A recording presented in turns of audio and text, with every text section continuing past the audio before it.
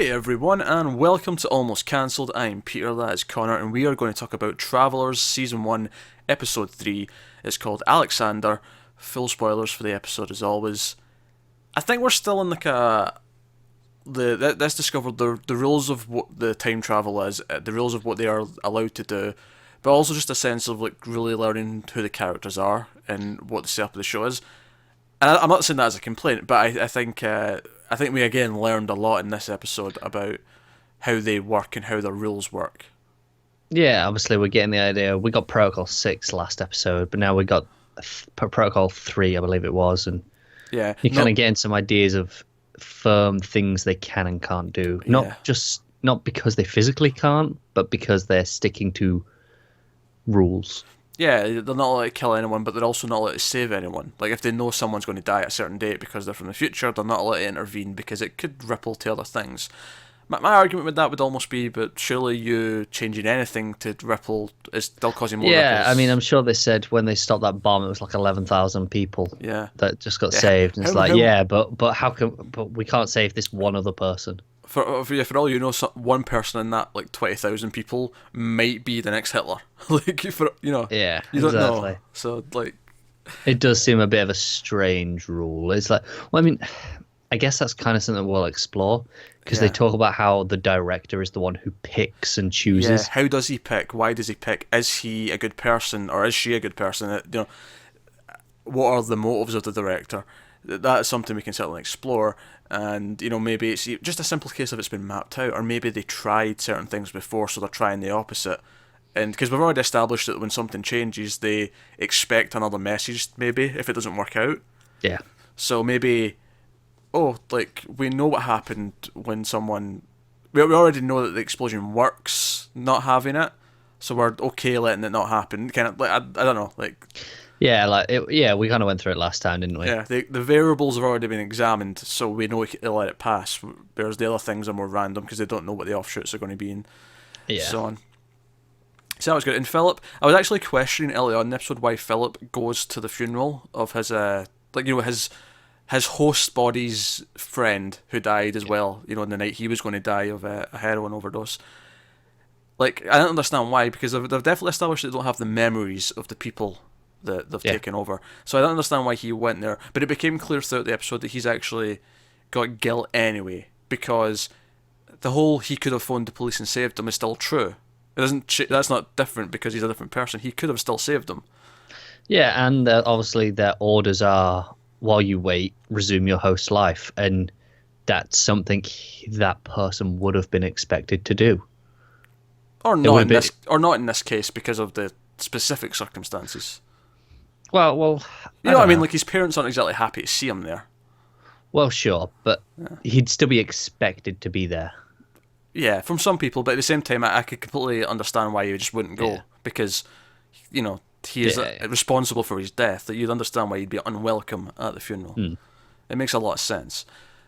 So we get that from him, and we get his guilt and him obsessing over all, because we know he's the one who's remembered all these deaths and things like that, and he writes out everything on the door, the big sliding door, and I think one was a London embassy bombing. I think I did say 2016. I think the date, because some of them are much later, some of them were 2028 and things like that.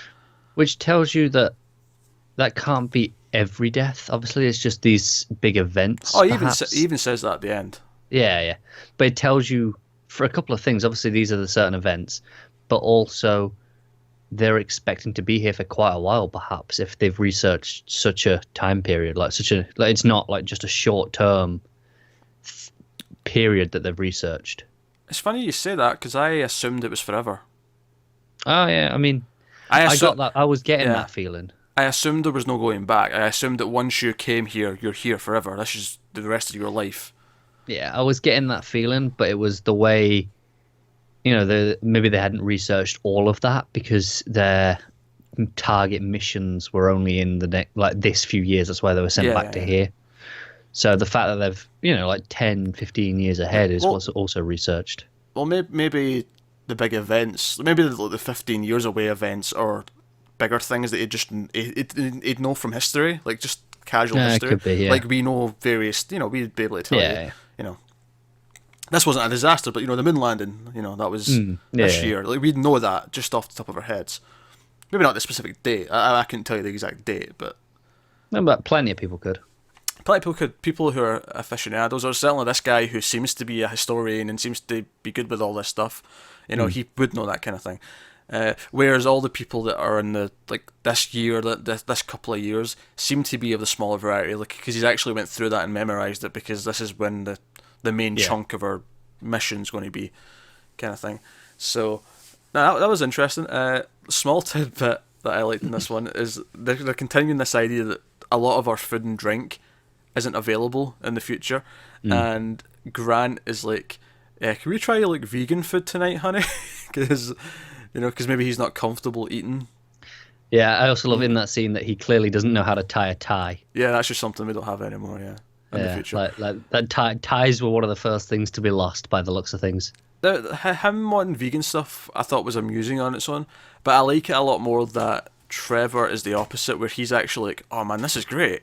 This food's fantastic." He's like smelling the burger at the end. He's like, "Oh, just smell it. It's meat." But Philip was also like, "Yeah, but it's meat." Like so clearly, meat in general is something they just don't have, and that's perhaps why they want vegan, because they're just not used to it. Yeah, well, not all of them, no, clearly. Well, no, but I doubt it's more of an ethical thing. It's more something like they're just not used to eating meat. They're unfamiliar with it. Until that scene at the end, I'd have argued it was maybe not that. But that scene did kind of solidify that. Because at the start, I almost thought it'd be actually almost a funnier little twist if it's not that we don't have all this food in the future, it's just that the guy who's in Grant's body was always a vegan. Well, that's what I considered during that scene. But then, obviously, later on... Yeah. It was just the way he said it, no products from any animals. I don't know, that you sound like you're just a vegan rather than... Because... Whereas... Trevor's into it, though. Trevor's like, "Oh, this is great, this..." It's not even just the meat, though. Obviously, corn has clearly died out. And and even the drink, because he hands him a soft drink. And Philip's even like, this is alright, yeah. But better product placement for Coke. Very good. They're getting into things a bit. Yeah. Careless shills, how dare they? I'll accept my check. Jesus, that was awful. Oh, come on, that was a good joke. I mean, I don't want to admit it because you said it, but... Oh dear, yeah. And as soon as he goes to the group, Philip I'm talking about, and he says, "Oh, there's this kid who's been kidnapped, and we have to save him. It's our new mission. Someone came to me," which is another thing we learned actually, is that the messages beamed from the future just to tell them something can only go to kids. Yeah, because obviously we got the little girl last time. Yeah, and I don't think we ever questioned why it was a girl. We just took it. No, we just assumed she was there, kind of thing. Because even in the scene, the wife, she says, "Oh, you were here. You just did this street." So you're like, "Oh, she was in the area." Yeah, but that's a nice touch. It's a nice little, because the brains aren't fully developed yet, so that's kind of the reason why they can use them and not the adults. So that's cool.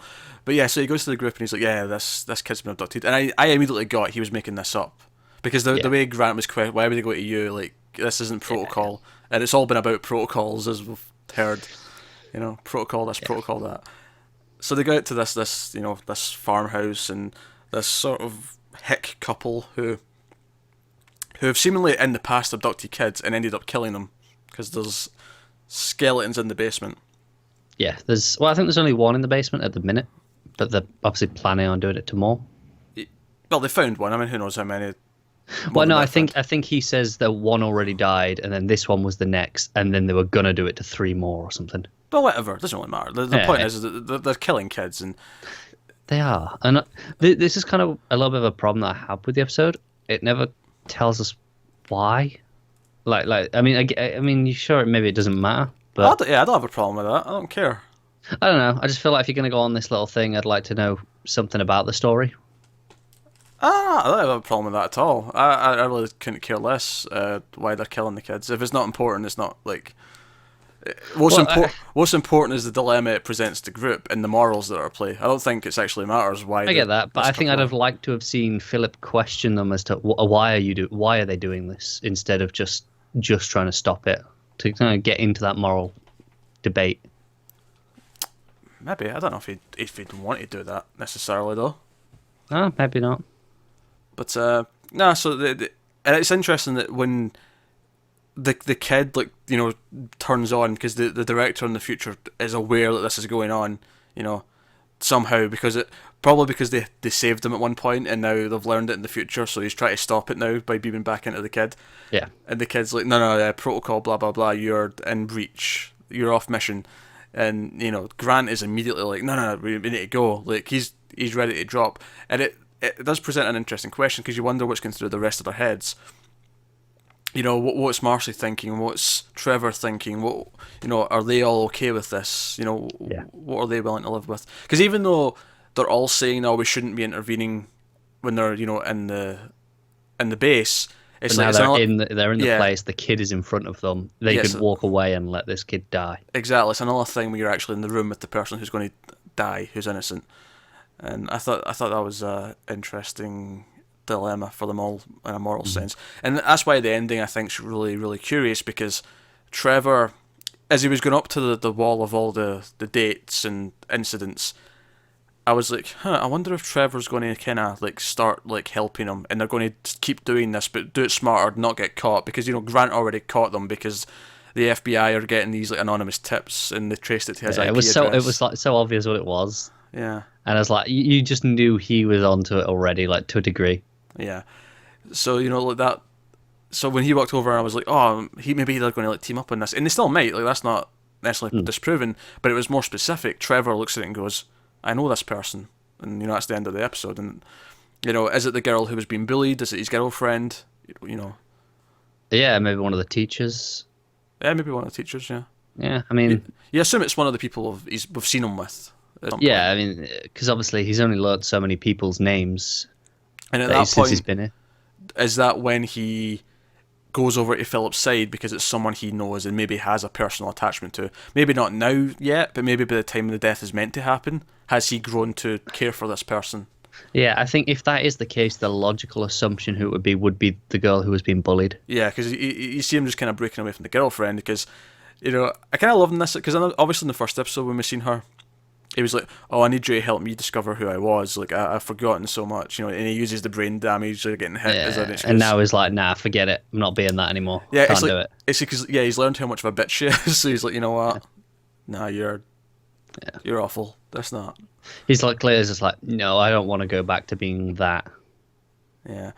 The other interesting plot point in this episode is that Jeff, which is Carly's abusive ex-boyfriend, father of her child, who's a police officer, he's looking into what's going on, and he's got his hands on some security footage of Marcy turning into the Terminator in episode 1, where it just switches, and we see that he's even researching personality changes. So he is kind of, I mean, he's nowhere close to assuming time travelers, but he's on the scent. He's he's on the tracks for these events, because obviously we've seen how many travelers there are. I think, going by their numbers, they're 3,000 and something, I believe it addresses. You know, when they beam the messages, it says Traveller 3. I'm sure it's in the 3,000s. Oh, I didn't even notice. Yeah, fair enough. Well, I mean, it could be a random number, but I just assumed that they started at 1 and worked up. Maybe. Yeah, depends. But yeah, so maybe this is something. Well, they said it was all over the planet in key roles. If anything, I would expect it to be more than that if it's wrong. Yeah. Rather than less. So that would be my guess, but. That's no, I think that's interesting. The idea that he's watching this footage and he sees the change, and now that David's seeing these photos and is like, "Whoa, what's going on?" He's lying to the police for her.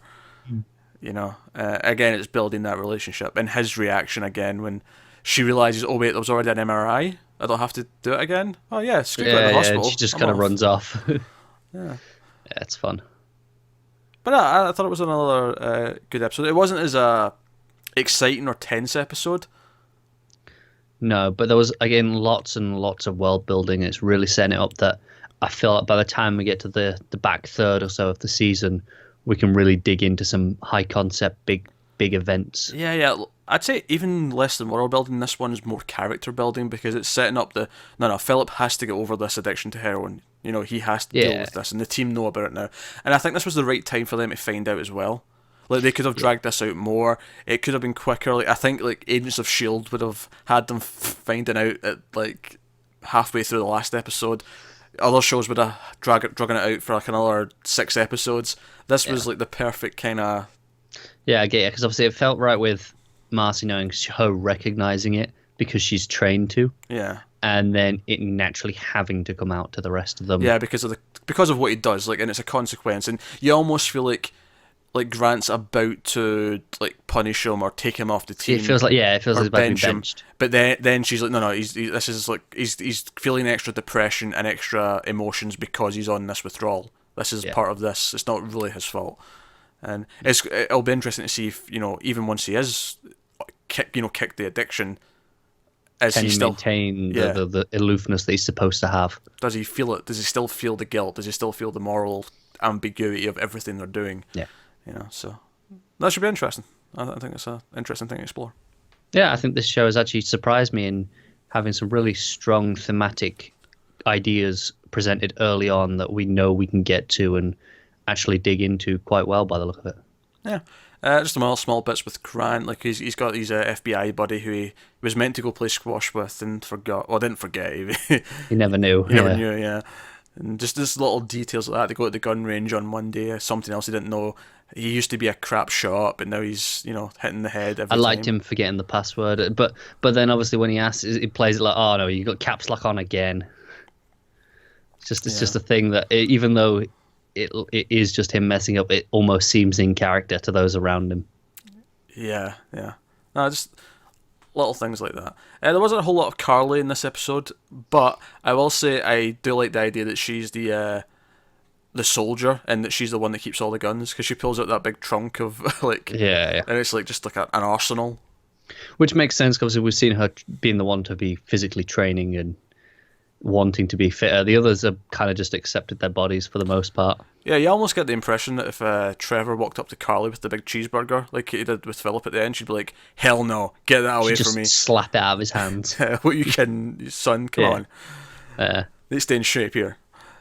But yeah, that's episode 3 of Travelers. Let us know what you thought of this one in the comments below. I'm looking forward to finding out what the season plot is, because obviously there's hints of it, but we don't quite know what the end goal for the season is yet.